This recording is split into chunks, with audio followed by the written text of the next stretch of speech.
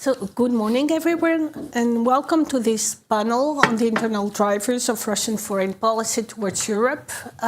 Yesterday, we discussed the implications of an increasingly aggressive Russian foreign policy, interaction with the European Union, and we are now shifting to the consolidation of repression inside Russia amid growing economic pressures. With topics such as the role of political elites, propaganda, and other leverages over society.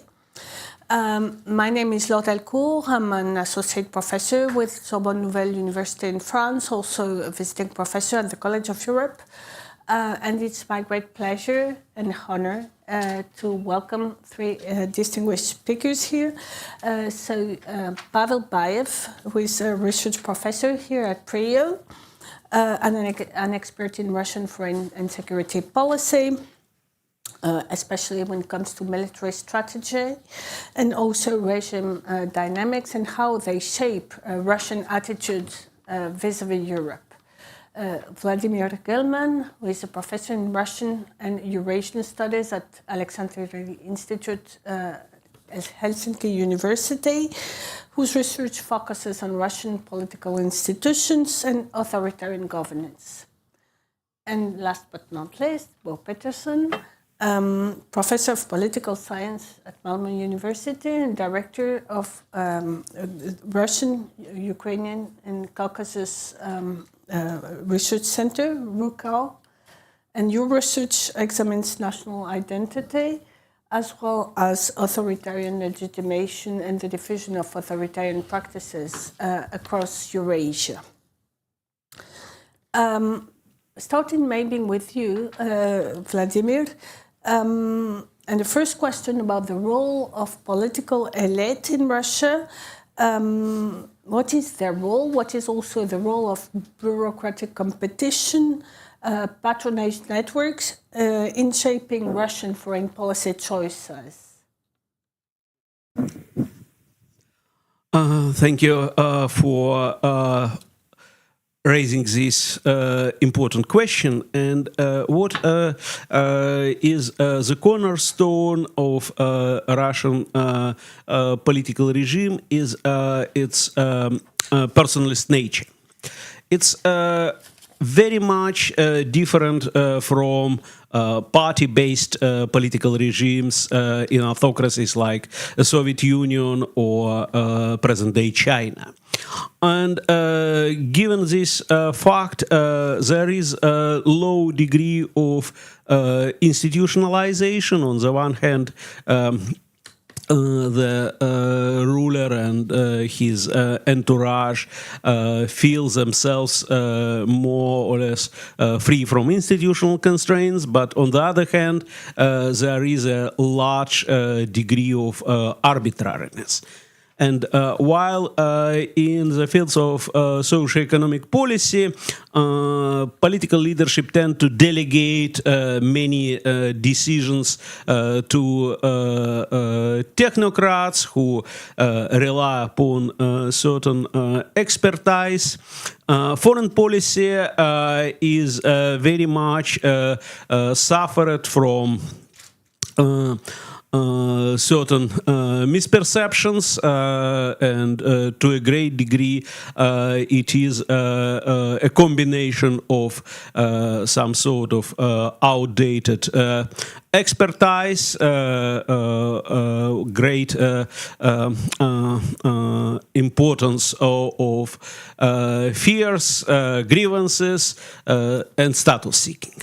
And this awkward combination greatly affected the fateful decision on starting the war against Ukraine in 2022, and still dominate many further foreign policy choices.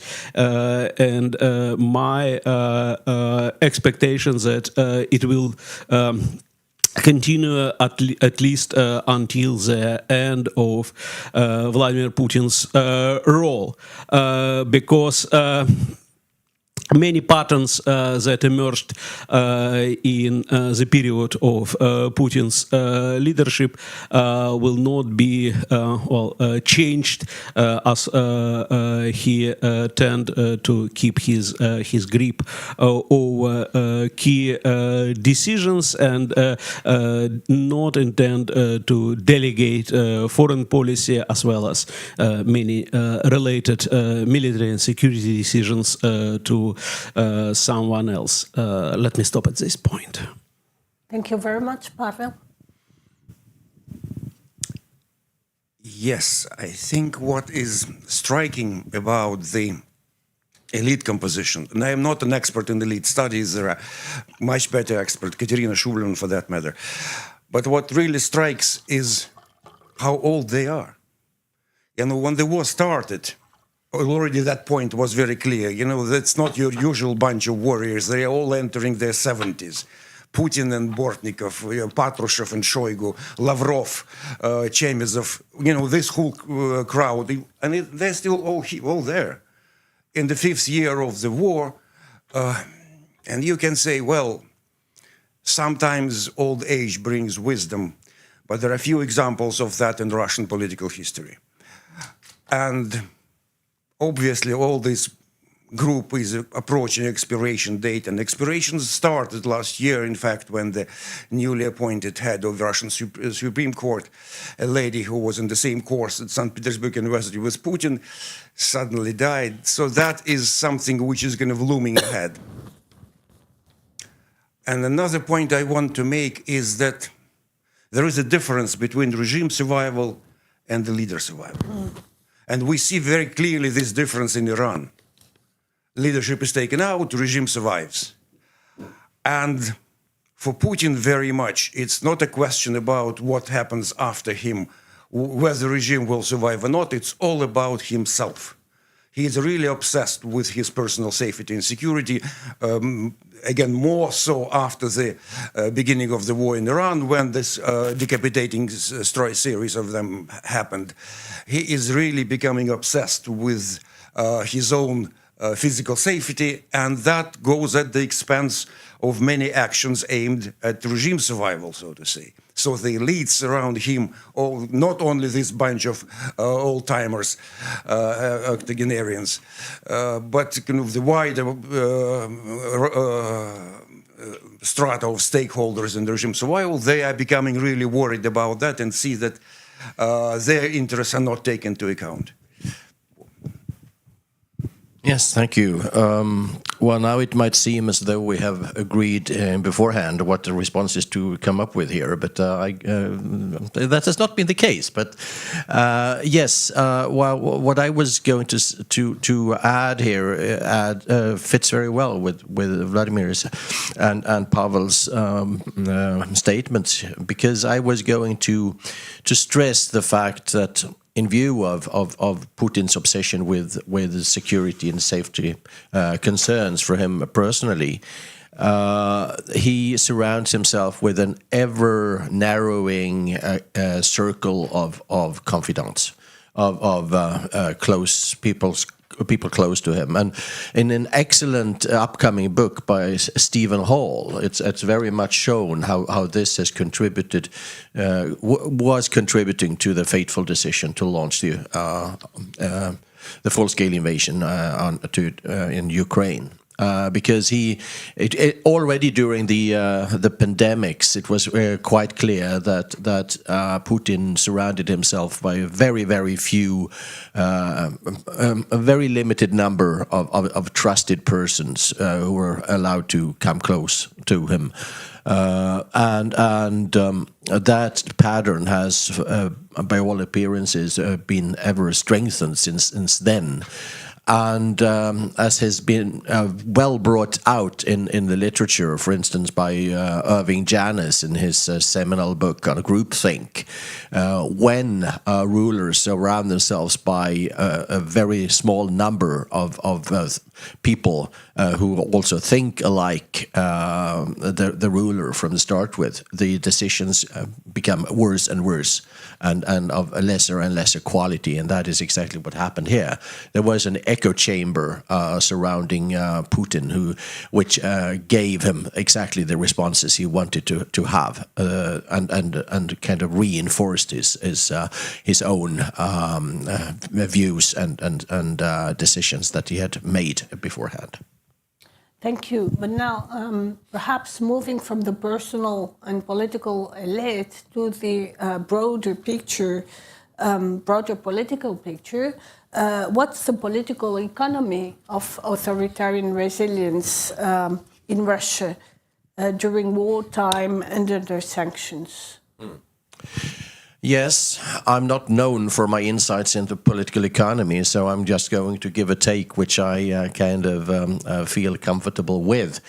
And that is, in general, if you talk about legitimation of authoritarian systems, I would like to revert to a seminal article written by Johannes Gershevsky some years back on the 3 pillars of autocratic stability.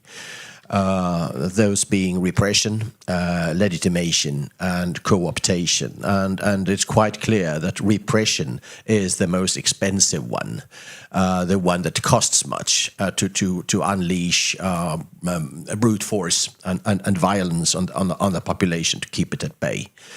Whereas co-optation is slightly preferable, but also pretty expensive. That means buying people off by some kind of relative affluence,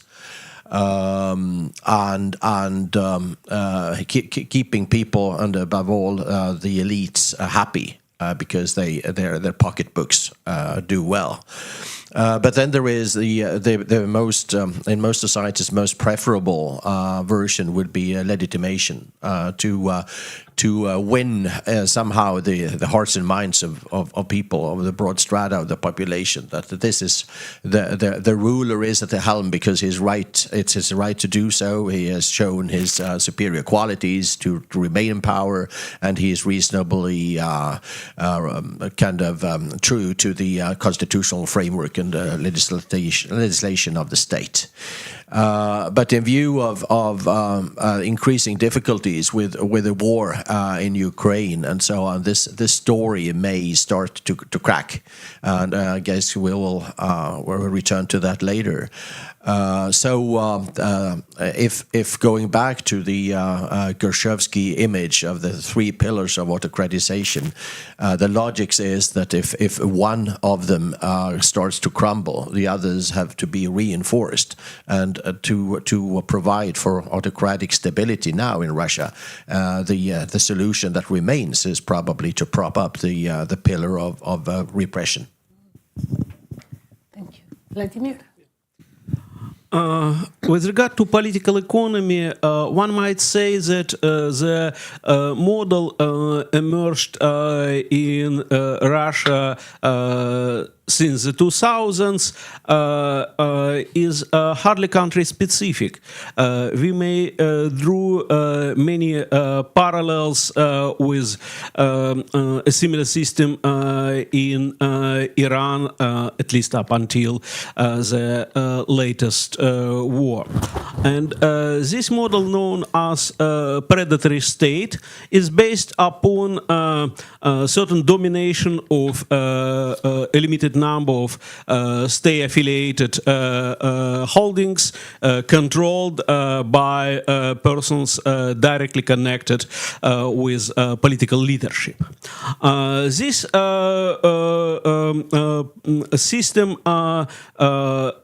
initially greatly benefited from early period of war, increase of military-related spending, or what is known as military Keynesianism, and initially there was a boom of big state-controlled companies like Rostec. But the problem is that over time this model greatly suffered from continuation of the war, from decline of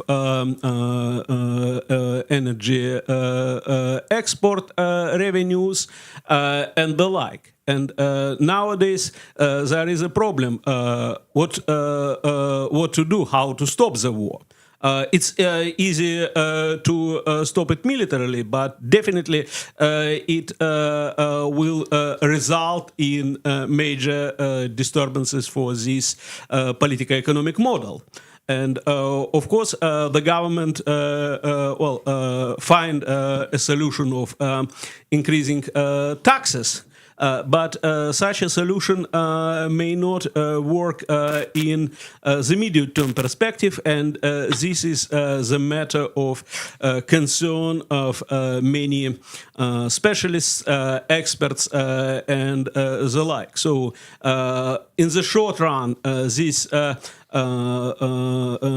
predatory state model tend to be successful, and in a way it even contributed to legitimation as the numerous beneficiaries of the war, whose salaries greatly increased and the like. But over time, there may be more and more problems. Thank you.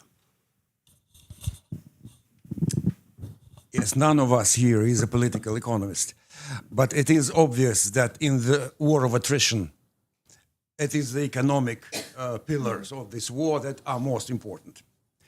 There is a war machine, there is society, and there is economy, and in each of these pillars there are very visible cracks. And an expert for each of the pillars will tell you it's not a deadly crack. Yes, it's there, it's visible, but there are still resources and reserves. Economists generally agree that Russian economy can continue through this year, maybe through the next. There are still resources and reserves, and the war in Iran helps a little bit with this and that. What is interesting for me is how these cracks from different pillars intersect. And for that matter, Russian economy is in a recession, but the unemployment is very low. Doesn't really quite fit with your normal economic perception. And it's low because the war has consumed a lot of labor force and continues to consume. There are casualties, there are injuries, there are kind of generally pull into the war machine from the pool of labor force.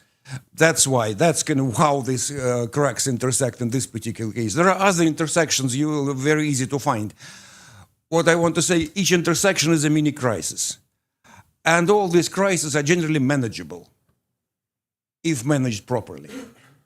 But what I have discussed around the first question are that the fact that there is a escalation of incompetence and proliferation of blunders. Though the economists who are supposed to manage this crisis are overruled by others in the Putin near circle, particularly from the special services, and that's why the cracks are not really properly treated, and that's why it's so difficult to predict how they will develop, because the most difficult thing to predict is a blunder.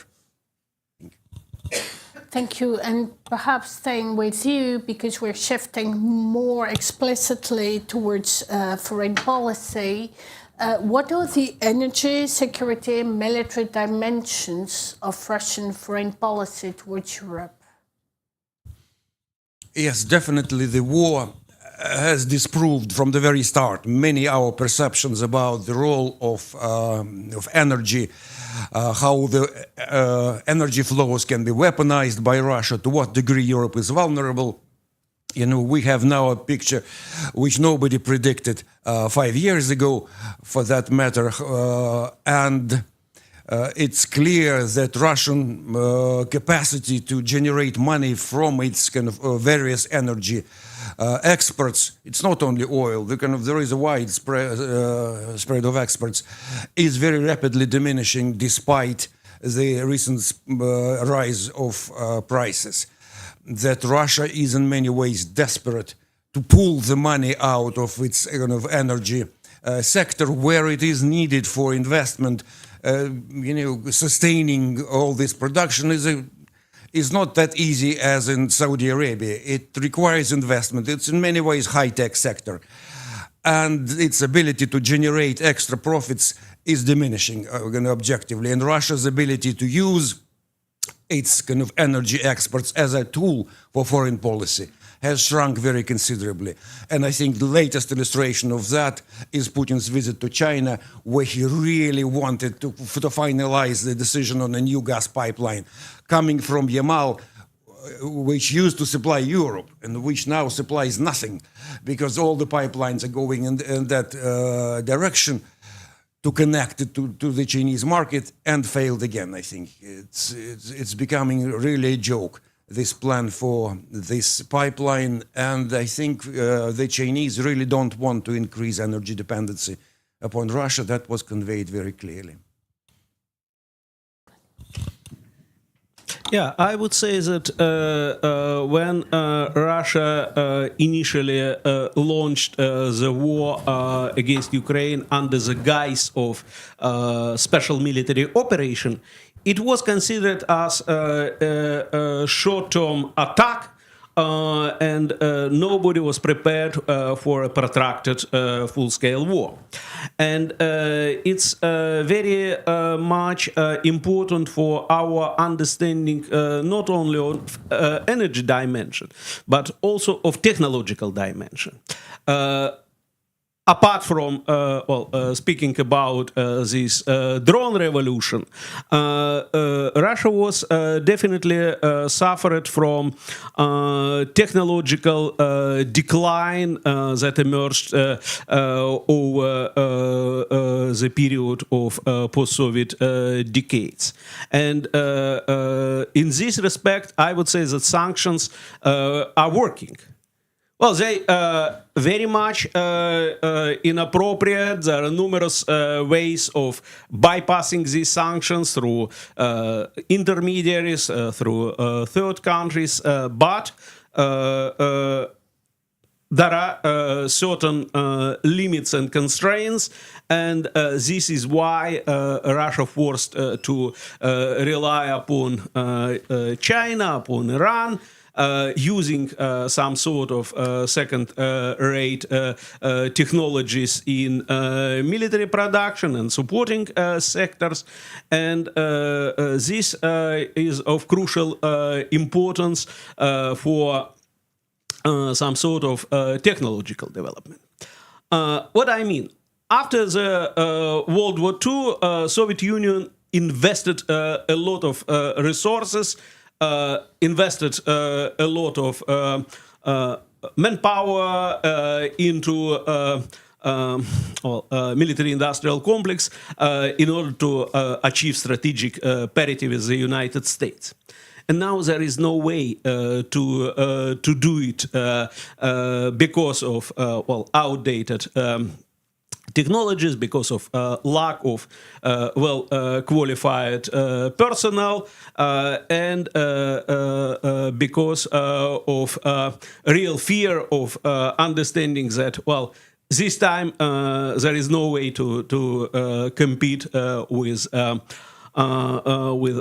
other countries. So my understanding is this is some sort of Achilles heel of the Russian military and security policy. And as Pavel mentioned yesterday, the only resource which Russia considered as a source of its superiority are nukes. And this is why the demonstration of decisiveness we just observed yesterday is some sort of compensation of increasing backwardness in other dimensions of foreign and security policy. Yeah. Yes, adding one more piece to the jigsaw, perhaps, and concerning the security dimensions of Russian policy towards Europe. I think it's important also to point out that in recent years, that is since the ascension of the Trump administration to power in the United States, then it is no longer the U.S. that is kind of given the main guilt according to the Russian propaganda for the war in Ukraine. It's no longer the Washington D.C. that is the main driver. It's Europe. It's EU. It's those that are kind of primarily scapegoated for this or pilloried for that. That would be personified would be Macron and von der Leyen, who are the main culprits according to the propaganda. And the security implications of this, it should also be pointed out, and we discussed this also yesterday, is the fact that in Russian official documents, value dimensions, threats to traditional values, are considered part of Russia's vital security concerns, and have to be can be met by military means. So that is to say that it's an overriding concern that traditional values are threatened by Europe, by European degeneration and immorality, and therefore it has to be defended by strong means, and that has to happen in Ukraine. Thank you. And this brings another question about the intersection between domestic and foreign policy. So how are propaganda, energy leverage, or other instruments used across domestic and foreign policy? Yeah, well, in terms of legitimation, propaganda means are all important, of course. It's the matter of keeping up the master narrative of Russia as the millennial great power that will always remain there, and has to be defended by all costs. And of course, the overriding part of that narrative is that the war against Ukraine has actually turned into an existential war for Russia. It's about Russia's survival.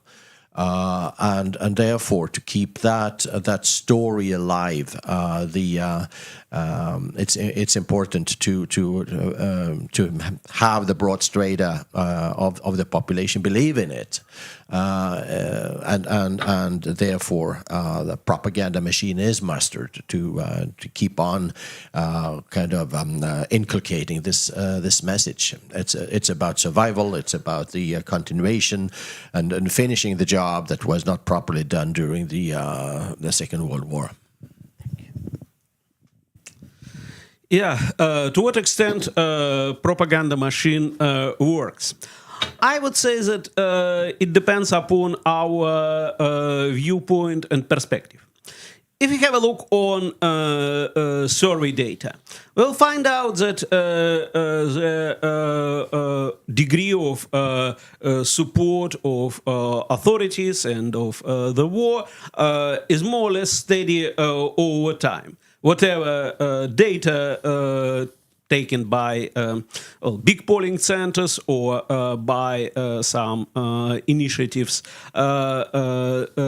which operate through different technologies and methodologies, online surveys, in-person interviews, telephone surveys, whatsoever, they demonstrated that, well, the picture not much changed over 4 years, and there is a relative majority of support of the war.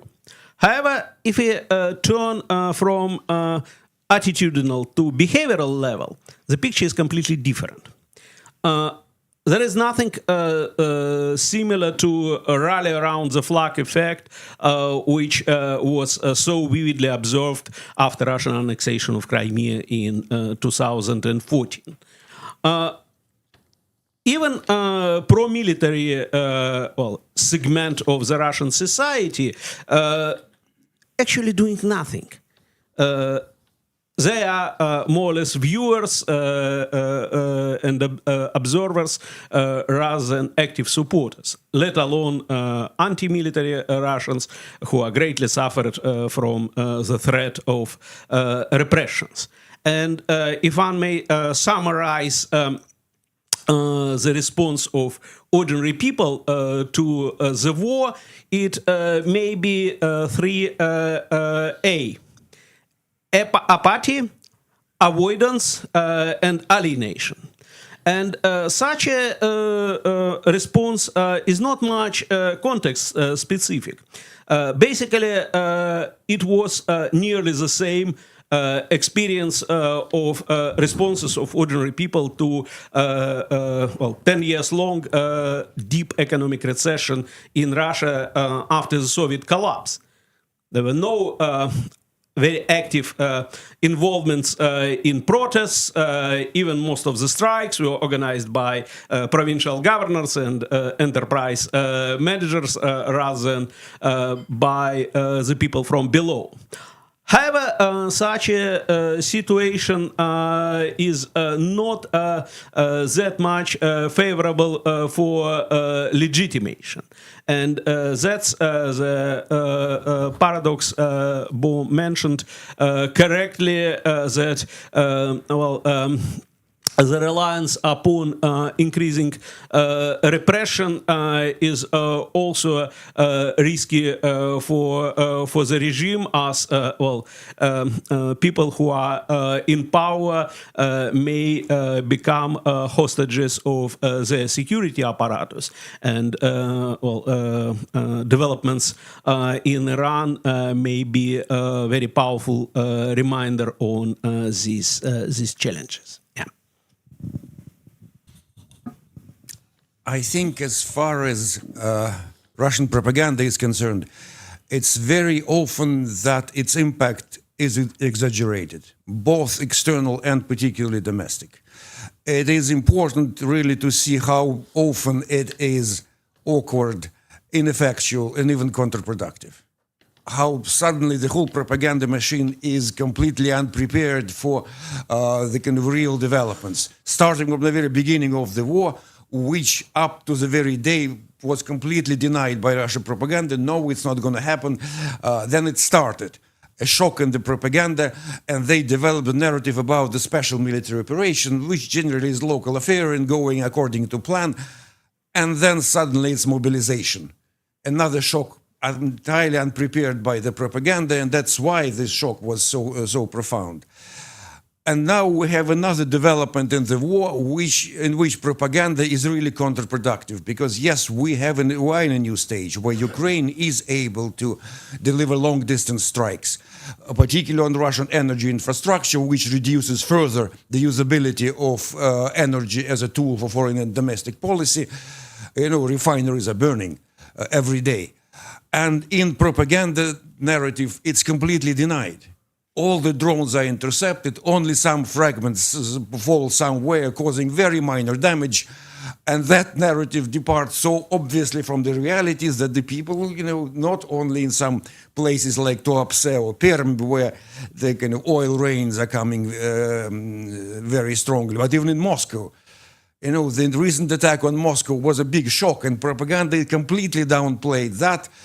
Though, in principle, you can imagine the propaganda story could have been more kind of mobilizing, amplifying outrage and shock and so on. Nothing of the sort. So I don't think the propaganda machine is really a major success story in this war. I think it's becoming less and less so, typically because they deliver the story that the person on the top wants to hear. And what he wants to hear is really departing from the reality increasingly and from the day-to-day experiences of the people. So trust in the official discourse and official messaging is really diminishing. Thank you very much. A final question, and then we'll open it up to the audience. Vladimir, you mentioned surveys about attitude to the war. And this is a question indeed about Russian society. and how, perhaps beyond surveys, do you feel it's Russian society is tired of the war, and does it matter at all to Putin and his decision-making process? Yeah, I would say that the presidential administration very much concerned about approval rate, and they commissioned numerous surveys and took into account what was observed not by only by state contractors but also by independent survey research, and took these numbers seriously. And this is why the observation made very recently that, well, approval rate of Putin in decline contributed to a move of CEOM, one of these big polling centers, that they no longer will rely upon telephone survey, but rather use face-to-face data gathering. Of course, it's some sort of response to not so positive trends, but it also a sign that, well, the presidential administration took this matter seriously. Speaking more broadly, of course, people are tired. And even those who initially benefited from the war because of this military Keynesianism, because of pouring money into military-related affairs and the like, now realize that, well, it's more than enough. The war took almost 4.5 years, and nobody see the light in the end of tunnel. To what extent these concerns and tiredness may contribute to political decisions? Well, it's really hard to say. Because public opinion is important, but it is only one of the many factors of decision making. And my understanding that it will be really difficult for current generation of Russian rulers who are coming of aging more and more, to admit that they were wrong. We know it from our everyday experience when we are dealing with people of this kind in our everyday life. For politicians and policymakers, stakes are very high. And this is why I am very much skeptical about prospects of stopping the war. I believe that it will happen only if and when Putin will leave the stage, but not under his rule. Yeah, I don't have much to add to this because I agree with everything that Vladimir said here, but obviously, even the monthly Levada polls show that right now the approval rate of Putin is the lowest since February 22. So it is quite obvious that it seems increasingly obvious that something needs to be done to try to twist this around, to turn the figures, approval figures upwards again, and we can only speculate, of course, what kind of success is it that is needed for this to be taken. But probably this prospect is nothing that bodes very well to the surrounding world or to Ukraine. I think it's really difficult to measure how tired the society is from the war. And opinion polls can tell you only that much. Just imagine situation, your phone calls in Moscow, you take it on, and on the other hand, they're saying, it's Levada polling agency where registered as a foreign agent, do you approve of Putin's performance? Right. I am not sure what sort of answer they will receive. Nevertheless, there are signs how society is really tired. And one of the signs which I kind of study attentively is the kind of balance between casualties and recruitment. Recruitment is now organized on a system uniquely in Russian military history. It's not the military who are doing the recruitment, it's the regional governors, and they pay colossal premiums. And even this money now fails to attract enough people to compensate for the casualties. And that's one of the factors why the war is becoming less and less sustainable. And that's why I generally disagree with Vladimir that the war would continue indefinitely until Putin is there. I think the sustainability of this model of recruitment is coming to an end. Another example is that there is very obviously there is now newly created forces of unmanned systems, essentially drone troops. And they need a lot of fresh people able to run the drones, technically competent. And they very much target the students and other people who are generally aware what is a computer, how to run drone, what are also the virtual reality, who are able to play computer games after all. And it is exactly in that group, particular age, 18 to 25 and further, where support for the war is in single digits, according to Levada. They are unable to find enough people to operate drones, unlike in Ukraine, where that is really a priority which pays. So I think that the tiredness in the society is not a thing in itself. It is one of those cracks which go in every direction and affect the war machine, affect Russia's ability to continue this war very clearly. So my hopes are higher that the war is coming to a pause, that some sort of ceasefire can be agreed. I don't trust particularly Trump's negotiating team, and Europe finds it very difficult to organize its own negotiating team. But nevertheless, the pressure from inside the country that the war toll into year 5 with unprecedented lengths is becoming too heavy. I think that is something which might bring the war to an end. Thank you very much.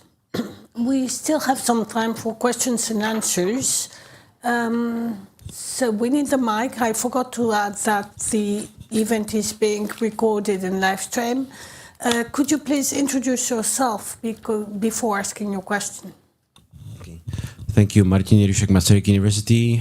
Gentlemen, lady, thank you very much for this discussion. I've been focusing on energy security, so when you were addressing the situation in the energy sector, that obviously caught my attention. So my question is, because you are observing the Russian society from a much closer distance, based on also on your understanding. At the beginning of the invasion, Europe's dependence on Russia's supplies was the cornerstone of the belief in the Kremlin that Europe will not support Ukraine, and the Ukraine will fall because of the lack of the support, but also thanks to a combination of coincidence, mild winters and so on and so forth, the energy card, so to say, didn't play out so well for Moscow, for the Kremlin. So I would be interested in your take. How this, because at the beginning it was very much presented that Europe is dependent, so that's why we are in the storm, we have the upper hand. And so I would be interested in what's your take, whether this has changed or not Has it changed or not? Is it still present in the Kremlin's narrative that Europe's energy dependent and we can manipulate it, or we can manipulate the Western world?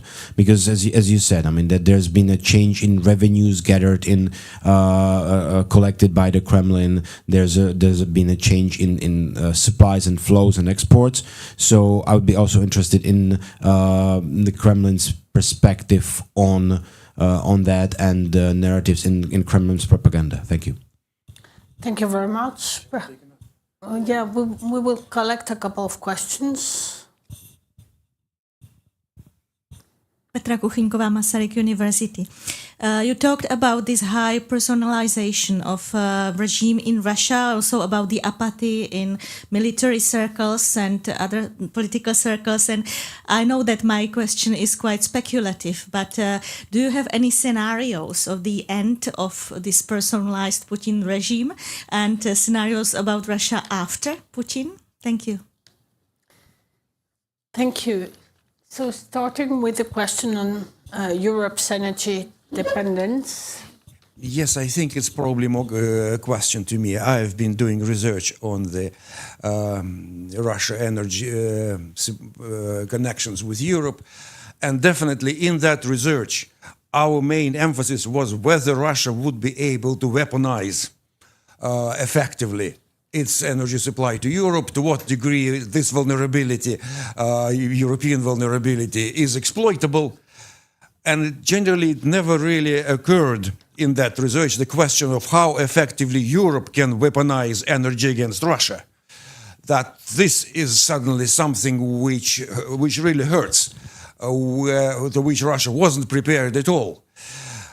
And yes, there is a difference between technicalities, what sort of problems are in Russian energy complex, what sort of damage Ukraine is able to inflict by its, how they call now, kinetic sanctions, and the propaganda narrative. I think the one theme in the propaganda which still refers to that is that Europe is unable to adjust. Its economy is in protracted stagnation. That's also because Europe has decided to go against Russian gas and oil import. Europe is punished for that. The punishment is sustained. Europe continues to suffer. I think that theme is very much still present. It was particularly clear when Russia tried to use that theme for interfering in elections in Hungary. It didn't work, certainly. Nevertheless, the narrative is still there, but it's increasingly difficult to connect that narrative with the situation inside Russia, where very clearly the refineries, the energy infrastructure, the pipelines, the pumping stations are now hit one after another. And it's not just kind of the economic damage, it's also something people now feel very, very directly when the hits on top create a real ecological disaster. And the whole kind of holiday plans, all tourist season is completely ruined. For many ecologists, in fact, that impact is a shock. Environment is supposed to be a theme which is kind of understandable for everybody, whether a similar environmental disaster in the Gulf of Finland may be in the making. That's a story I am reluctant even to look how it would feel in Helsinki and in Tallinn, which are immediately close to the Russian refineries in Primorsk and Ust-Luga and Vysotsk. So there are kind of problems with that, which Russian propaganda, for which Russian narrative isn't prepared, isn't ready to address at all. And I think in this stage of war, it is a fast-changing war. Even if it is kind of deadlocked and stagnant, it's still very, very quickly evolving through all of its 4.5 years. So I think Russian propaganda is unable now to connect with this reality. Thank you. Would you like to add anything on this question or move to the second question? Yeah, just a brief comment. I think that Russia greatly underestimated the potential of Europe, not only with regard to energy, but in many other dimensions. The dominant view of Russian foreign policy experts before the war was that, well, Europe is very weak actor because of very vague and complicated mechanism of decision making, because of existence of pro-Russian allies who may play a vital role in European policy making, and so on and so forth. And this great underestimation contributed to expectations of this effective use of energy weapons and other mechanisms. So it is a long list of misperceptions, but misperceptions vis-à-vis Europe definitely played an important role in the planning and conduct of attack on Ukraine. Turning to Petra's question. Yeah, it's important to figure out that personalization of the Russian political regime is a big threat for the Russian elites and society as a whole, and definitely some lessons will be learned at certain point. We don't know when, but well, one day there will be someone else in power, and definitely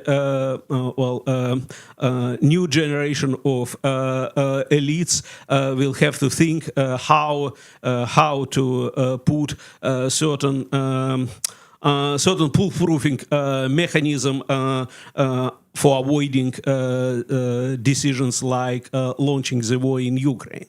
However, the question is when it will happen. Will it happen next year, as Pavel might expect, or it may happen in many years, if not decades from now? And definitely time matters for institutional solutions, and it will be really premature to speculate on the matter. But yeah, personalism is the cornerstone of the Russian political system. The problem is how it may be may be replaced, and in which ways. Nothing much to add here on any of the two aspects, but just to connect to the latter theme. I mean, someone perceptive observer said that once that Putin is not as much a name as a name of a system, not as much a name of a person as a name of a system. So certainly the system will come up with a successor who is still true to the personalization scheme and will continue to keep on to those traditions. Concerning the first question about the misperception about the effectiveness of the energy dependence cord, adding also to what my colleagues have said here, that that was not the only example of misjudgment concerning European resolve. We also had at the time back in 2022 the seemingly impending or prevalent leadership crisis in Europe, with Merkel had just been replaced. The UK was had then as now an uncertain situation concerning leadership functions, and Macron's position was increasingly untenable. On top of that, there was also the assumedly weak Biden administration. So that was added to the long list of factors that played into the bad decision that was taken to launch the war. Thank you very much. We still have time for one question, I think, or two brief questions. Yes.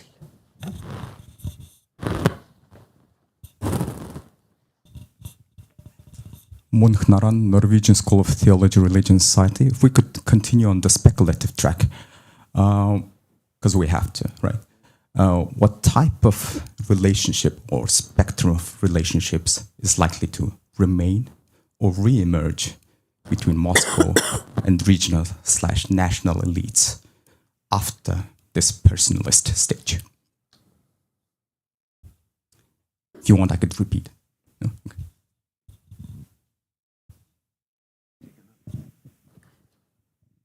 Is there another? Zinaida Bechner from Masaryk University, Czechia.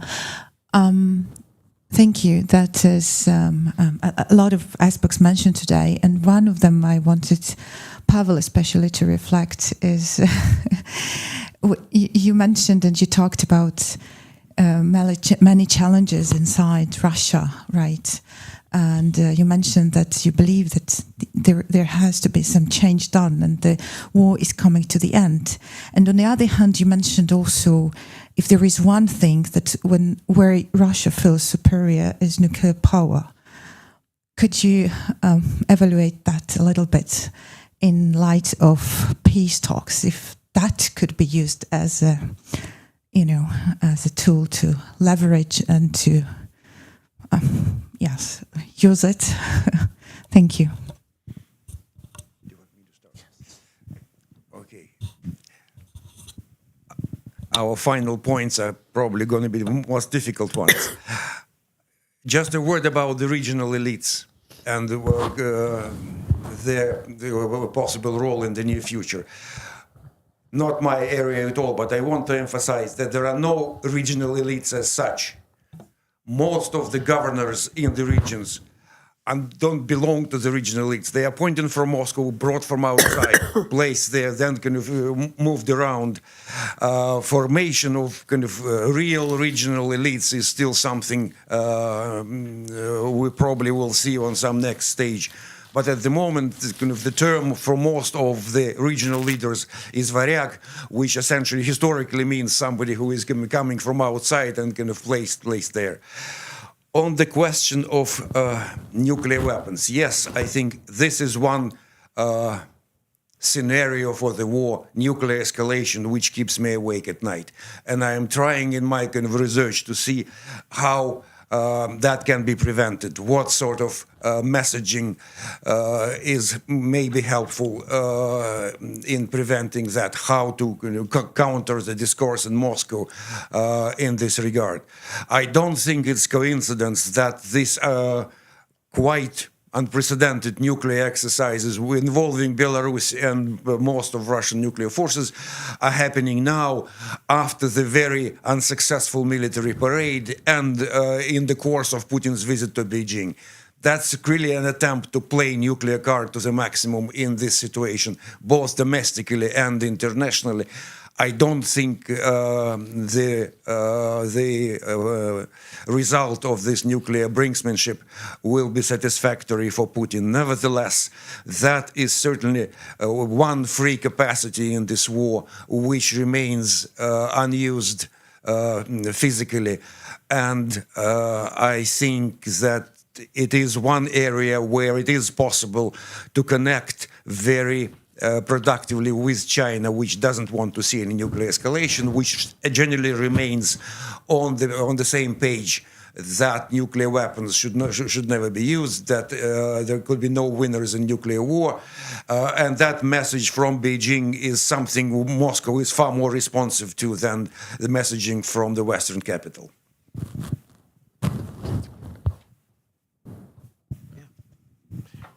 I just wanted to lend my full support to the observation made by Pavel there, because when the all-out war started in 2022, there were plenty of speculations in the media that probably the Beijing is going to try to put a stop to this sooner or later, probably sooner, because they are not wanting to see the international instability that